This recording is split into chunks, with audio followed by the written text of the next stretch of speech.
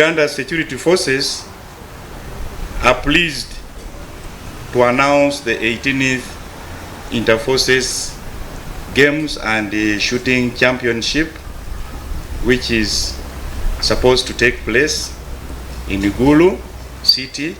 Zino za mulundi ogwe-18 zijja kubeerawo okutandika ng'ennaku z'omwezi 22 omwezi guno ogw'omunaana okutuusa ng'ennaku z'omwezi 5 omwezi ogw'omwenda.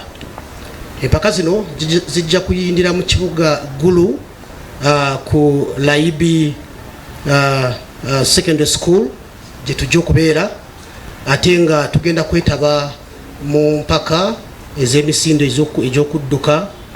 Tujja kubaamu omupiira ogw'ebigere, tujja kubaamu ne gye bayita volleyball, tujja kubeeramu ne netball okubaka gwabaawo ne empaka eza sabaawa oba gye bayita range shooting.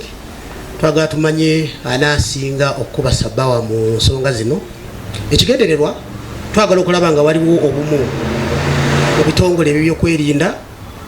Twagala okulaba nga sobola okulanga abantu abali mu bitongole bino ebyokwerinda basobola okubeera nga bali fit, emibiri gyabwe nga giri mu mbeera nnungi okusinziira ku mirimu gye tukola. Ekirala twagala kuleetawo obwasseruganda, okwongera okunyweza obwasseruganda wakati w'ebitongole bino okubeera nga tuli bamu.